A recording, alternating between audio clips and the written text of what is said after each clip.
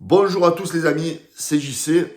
Pour l'avant-match très important, je vais même dire importantissime, entre Lille et l'Olympique de Marseille. Vous le savez, on arrive à la fin de ce championnat avec une lutte sans merci.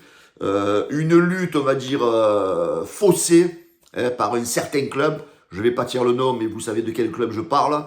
Et surtout, on voit bien que c'est une lutte où il faudra qu'on pense que ce soit nous les maîtres de notre destin, parce que personne nous fera de cadeau, pardon. Donc ce soir, l'OM se déplace à Lille.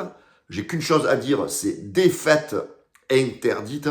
Donc avec la victoire d'hier soir de Monaco du côté de Saint-Etienne, 3 buts à 1, calculez, vous regardez le classement avec moi. Ce soir, si vous perdez à Lille, on passe quatrième et l'Olympique de Marseille n'aura plus le destin entre ses mains. C'est-à-dire que les Lillois auront un point d'avance sur nous. Et du coup, nous, on est derrière les Monégasques au goal average. Ils auront, je crois, 4 ou 5, 6 buts d'avance par rapport à nous. Alors certains, vous allez me dire, oui, mais JC, il restera encore 2 matchs derrière. Je sais très bien, il restera 2 matchs derrière. Mais pourquoi Lille ne serait pas capable de gagner ces 2 derniers matchs? Pourquoi Monaco ne serait pas capable de les gagner, même s'ils vont affronter Lyon?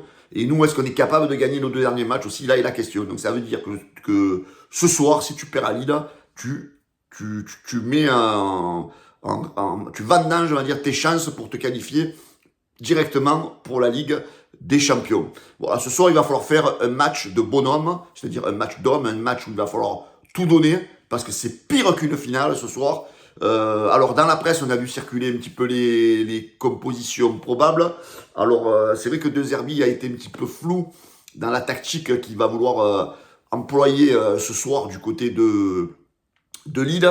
Alors c'est vrai, on sait qu'il aime bien cette défense à 3. On sait que lors du dernier match, quand on a joué à 4, en défense, on a été vachement meilleur. Le jeu proposé par l'OM était plus intéressant, plus agréable à voir. On avait plus de verticalité, plus de profondeur, plus de rapidité. Alors j'ai envie de vous dire, est-ce que De Zerbi va prendre le risque de revenir sur une défense à 3 et éventuellement de perdre ce match à Lille? Moi, je pense pas qu'il le prenne. Donc là, je pense qu'il nous fait un peu la commedia dell'arte.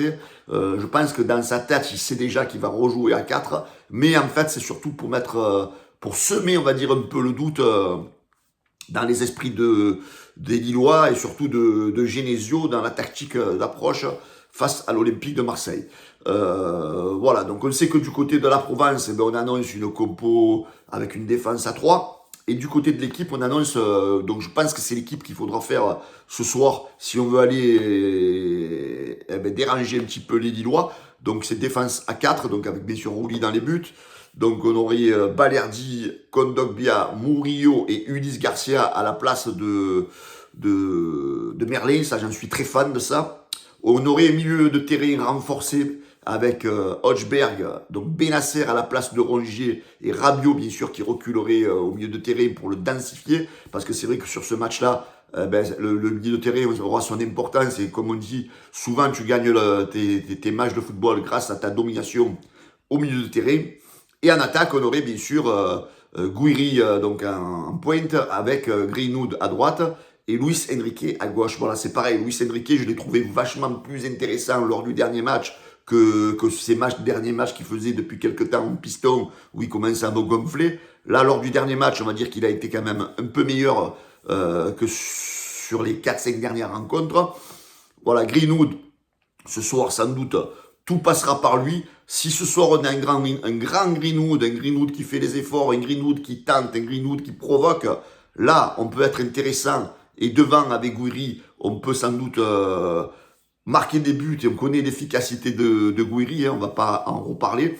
Voilà. Donc, je pense que ce soir, le choix tactique de De Zerbi sera primordial pour le match, parce que pour moi, si on va à Lille avec une défense à 3 et ce jeu de passe-passe et ce jeu, on va se noyer et on connaît la rapidité des Lillois, on connaît leur efficacité, on connaît les joueurs qu'ils ont, donc ça va être compliqué. Et par contre, si tu joues avec 4 défenses, que tu solidifies ta défense à 4, que tu as ton milieu, un bloc milieu solide, et devant, tu peux en contre et tu as des arguments. Si Enrique est dans un bon soir, qu'il arrive à dribbler, qu'il arrive à passer, Greenwood, comme je disais, pareil. Là, tu peux aller les embêter et tu peux aller, je veux dire, leur mettre des grosses difficultés. Donc voilà, le but du jeu ce soir, les gars, c'est de ne pas perdre, comme je vous disais en début de vidéo. Parce que si tu perds ce soir, ben, tu n'as plus le destin entre tes mains parce que tu passes quatrième. C'est-à-dire que les Monégas vont être devant toi au goal average. Les Lillois seront deuxième avec 59 points.